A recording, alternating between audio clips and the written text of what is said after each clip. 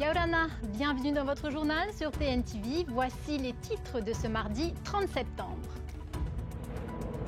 La justice dans l'actualité et l'agression sexuelle d'une personne transgenre.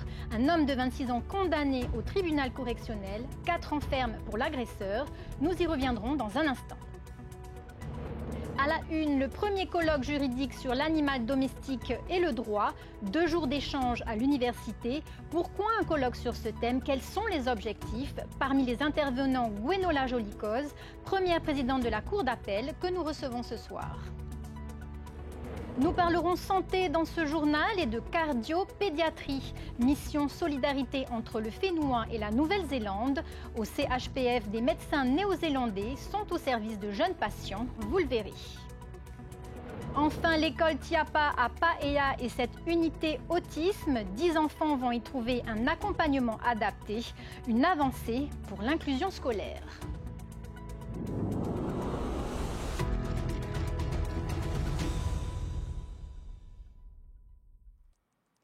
On ouvre ce journal avec une affaire jugée ce matin au tribunal correctionnel de Papeete. Un homme de 26 ans a été condamné à 4 ans de prison ferme pour agression sexuelle sur son voisin. Une personne transgenre, déjà incarcérée, il a été reconduit en détention. Compte rendu, Sam Teinauri. Cet homme a une femme et un enfant, mais au moment des faits, sa compagne était hospitalisée. Il aurait eu des vues sur le voisin qui s'habillait et se comportait comme une femme. Un soir, il s'est introduit dans la cour de ce voisin pour, selon ses propos, lui proposer des relations sexuelles. Mais la réalité est tout autre. Il a contraint sa victime à une relation sexuelle imposée et filmée. Une vidéo qui démontre qu'il y a eu viol. Mais à la demande de la victime, le viol a été requalifié en agression sexuelle. Du fait que la victime savait qu'elle quittait le territoire pour rejoindre sa famille en métropole, elle a voulu, au contraire, une correctionnalisation de ces faits pour assurer un jugement plus rapide de l'affaire. Elle voulait être fixée sur son sort et elle voulait surtout pouvoir essayer d'avancer en sachant qu'elle aura été reconnue en sa qualité de victime. Donc oui, j'ai demandé des indemnités à la hauteur des faits de viol, des faits criminels, puisque c'est ce dont il s'agit d'une part. D'autre part, cette victime qui certes n'a subi, entre guillemets, qu'un acte isolé, n'en demeure pas moins être terrorisé, traumatisé, comme s'il avait subi des actes répétés pendant plusieurs années. Le prévenu a été condamné à 5 ans de prison, dont 1 an avec sursis. Il doit payer 1,5 million de dommages et intérêts à la victime. Selon le psychologue qui l'a examiné, durant la procédure, le risque de récidive serait très important. En bref, le permis de construire accordé à la société Manutea Lodge à Moorea a été annulé par le tribunal administratif. Les juges estiment que l'ampleur du projet a été volontairement minimisée pour éviter une étude d'impact environnemental. La société peut faire appel. La place de l'animal domestique dans le droit et dans nos vies. Un colloque s'est ouvert ce matin à l'Université de la Polynésie. Il se poursuivra demain. Avant d'en parler avec notre invité, le reportage de Sophie Guébel. Les animaux nous apaisent, nous mettent en action, nous permettent de retrouver un lien social. Dans le monde judiciaire, ils sont de plus en plus souvent utilisés comme médiateurs.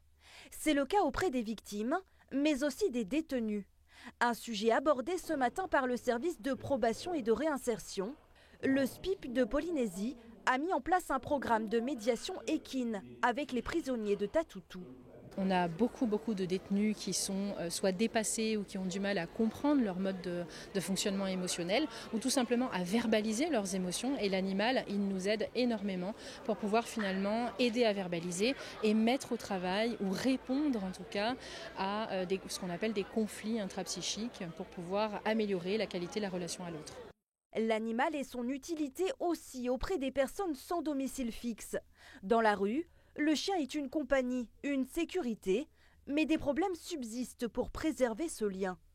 Notamment quand on a des saisies d'animaux qui sont illégales, quand on a des porteurs de projets de réinsertion qui incitent les SDF à abandonner leurs animaux, ou quand on a des bailleurs qui les donnent le choix aux SDF de un logement ou ton animal avec la rue, ça il faut que ça s'arrête.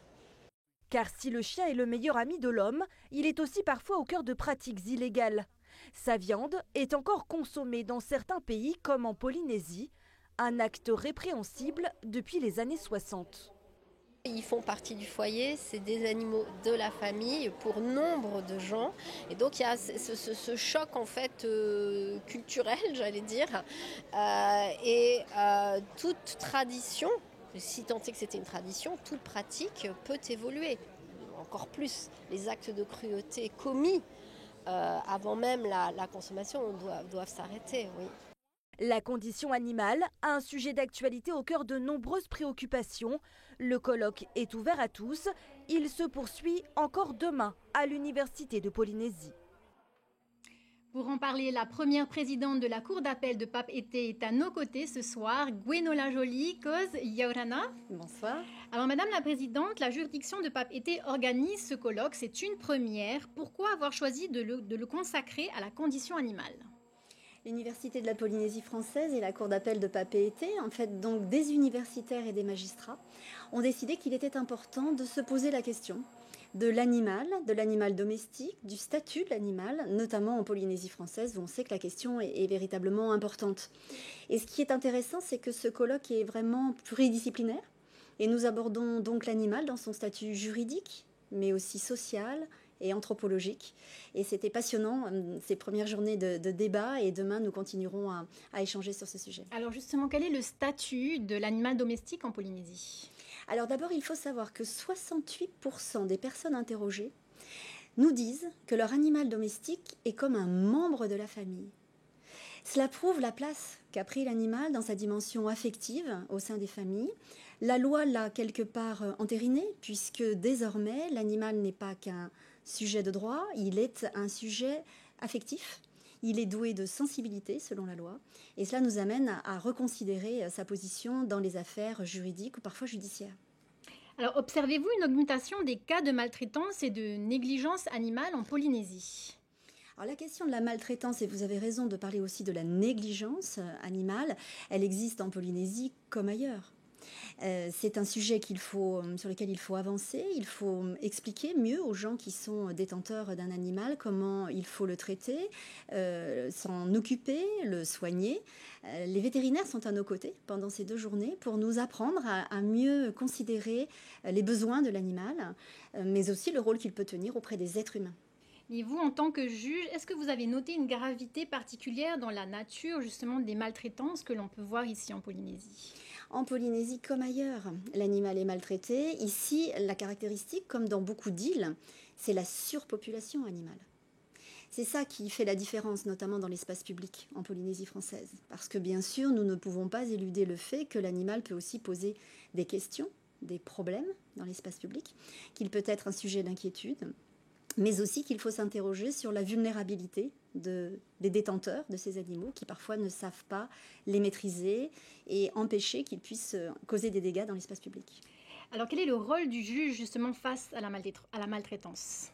Alors le juge, il a pour rôle bien sûr de condamner les infractions pénales qui peuvent faire que l'animal n'aille pas bien, mais à contrario, il peut aussi condamner les faits dont les animaux sont à l'origine. Il y a eu en Polynésie française, nous le savons, des morsures, des cas difficiles et qui ont été traités par l'institution judiciaire.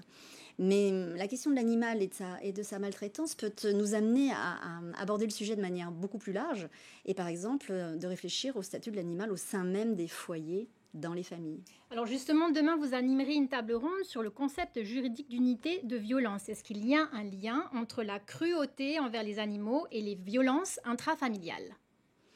Alors c'est une nouvelle façon d'aborder le sujet. Y a-t-il une seule violence ou y a-t-il des violences ? Je pense qu'il faut arrêter de fragmenter nos réflexions. Et l'intérêt de ce nouveau concept, une seule violence, c'est de montrer qu'il y a un continuum entre les violences faites aux animaux, celles faites aux enfants, puis aux femmes au sein du foyer.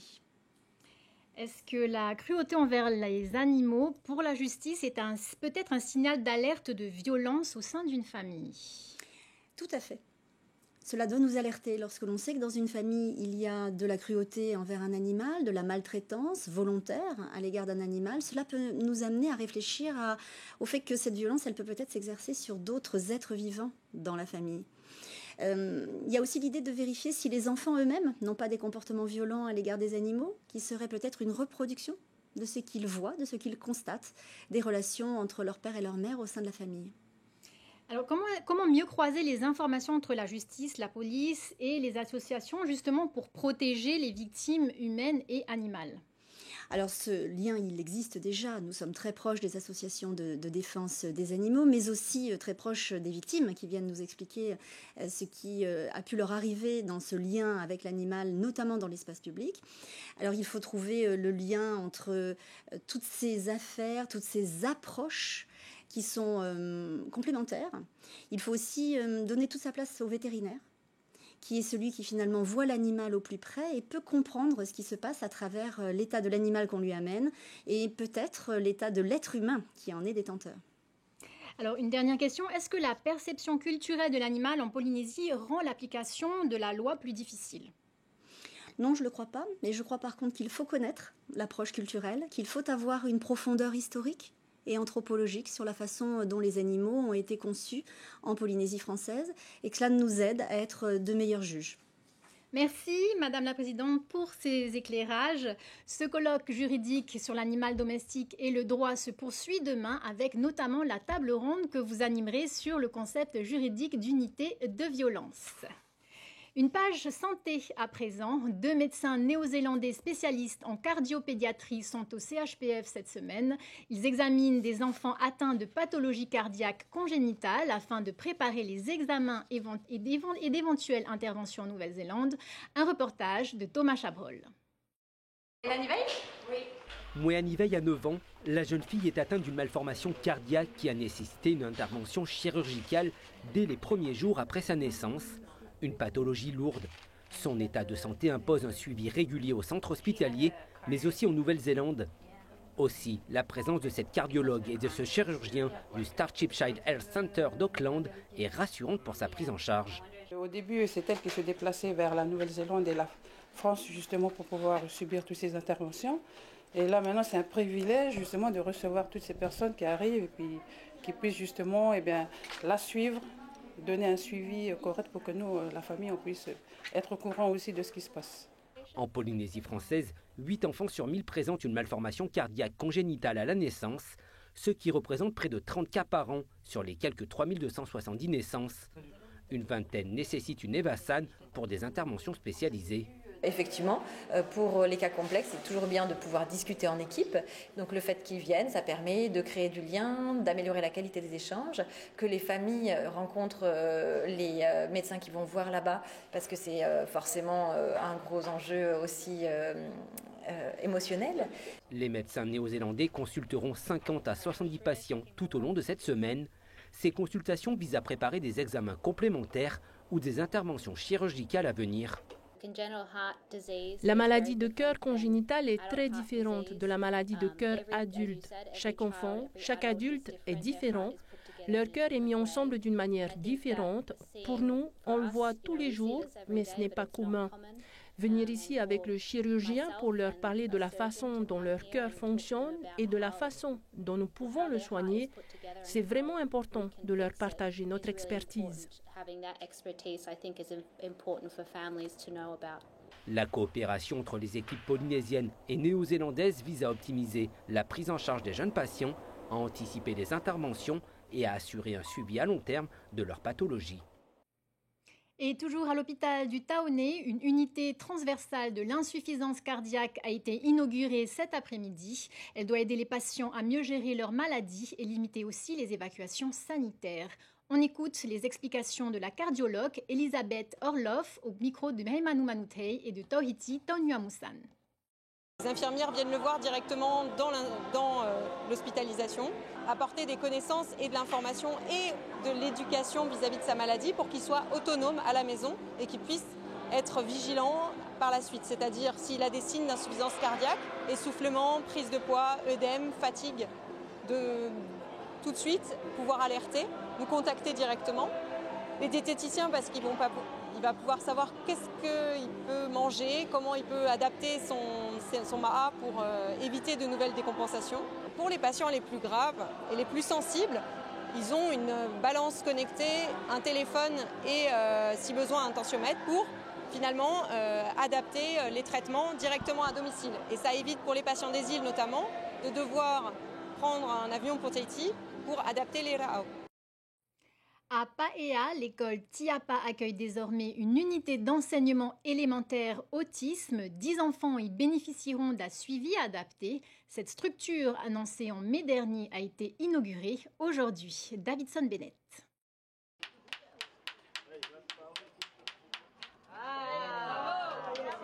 Deux classes spécialisées ont été aménagées à l'école élémentaire de Tiapa à Paea. Des classes qui accueillent depuis la rentrée 10 élèves atteints d'autisme. L'Institut d'insertion médico-éducatif a été chargé de mettre en place ce projet. Il y a une salle de classe et il y a une salle que l'on appelle sensorielle qui est déjà un espace un petit peu tampon en situation effectivement de mal-être psychique pour les enfants où ils peuvent aller déjà se rassurer sensoriellement. Ensuite, vraiment quand ça ne va pas, de toute façon, ils peuvent réintégrer l'IME et repartir sur la structure qu'ils connaissent bien et qui est sécurisante à tout moment puisqu'on a un système de chauffeurs et de convoyeurs qui est disponible pour eux. Ce projet a été développé en réponse à la saturation des infrastructures associatives qui vise à offrir une solution adaptée aux enfants atteints d'autisme en leur assurant un environnement structurant et bienveillant. Ce sont nos enfants, il faut réellement les aider et surtout il faut aider aussi les parents parce que j'estime que quand on se retrouve dans cette problématique, il faut que nous en tant que gouvernement, nous soyons là aussi pour soutenir ces parents et mettre en place ce dispositif. L'éducation est également impliquée dans cette unité d'enseignement élémentaire autisme. Justement, cette unité d'enseignement pour élèves autistes qui permet de mettre en réseau tout le personnel qui œuvre non seulement au sein d'une IME, mais également au sein de l'éducation. Et c'est la raison pour laquelle ça fait partie de cet écosystème justement favorable à l'inclusion de tous nos enfants pour leur permettre aussi de réussir. Seuls 10 élèves bénéficient pour l'instant de ce dispositif. Une autre structure UUEA sera mise en place en cas de nécessité. Et sachez que l'association Entre Deux Mondes, en partenariat avec la DG2E, organise son séminaire annuel sur l'autisme les 1er et 8 octobre de 13h à 16h30 dans l'amphithéâtre du CHPF. 2 après-midi de conférences médicales, éducatives et sociales ouvertes gratuitement aux familles comme aux professionnels en quête de réponses. Cap à présent sur les Australes, où un chantier très attendu vient de démarrer à Reivave. Des travaux de réfection de la route de ceinture sont lancés, une amélioration réclamée depuis des années par les habitants et qui doit faciliter la vie quotidienne sur l'île. Jessica Dossé. Depuis quelques semaines, les équipes du service de l'équipement sont mobilisées sur l'île. Objectif, rénover une portion de la route de ceinture entre l'aéroport et la mairie de Veyourou. 1 kilomètre de chaussée refait à neuf. Une partie particulièrement exposée, régulièrement meurtrie par les fortes houles venant du large. Exactement.